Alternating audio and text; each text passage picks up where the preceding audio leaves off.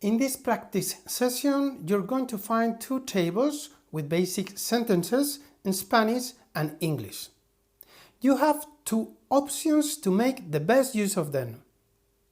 You can stop the video and try to pronounce every single sentence in Spanish and then listen to the video and compare it with your pronunciation, repeating the process with the two tables. Or you can stop the video, try to pronounce the first sentence in Spanish, check it with the video and repeat the process one by one. Mis padres viven cerca de mí. My parents live nearby. Mi abuela vive en otra ciudad.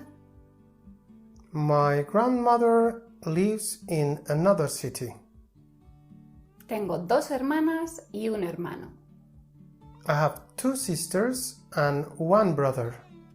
Mi tío es muy divertido. My uncle is very funny. Mi tía es la hermana de mi madre. My aunt is my mother's sister. A mis primos no les gusta estudiar. My cousins don't like to study. Mi sobrina es muy lista. My niece is very smart. Mi sobrino es guapo. My nephew is handsome. Mi cuñado es muy agradable. My brother-in-law is very nice. Mi abuelo tiene 10 nietos. My grandfather has 10 grandsons. Mi suegro es muy joven. My father-in-law is very young.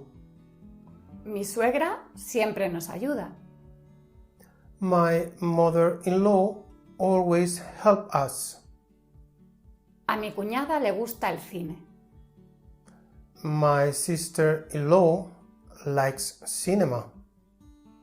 Nuestro hijo es alto. Our son is tall. Mi padre es delgado. My father is thin. Mi madre tiene el pelo moreno. My mother has dark hair. A mi marido le gusta leer. My husband likes to read. Mi mujer hace yoga. My wife does yoga. Tu hija es rubia.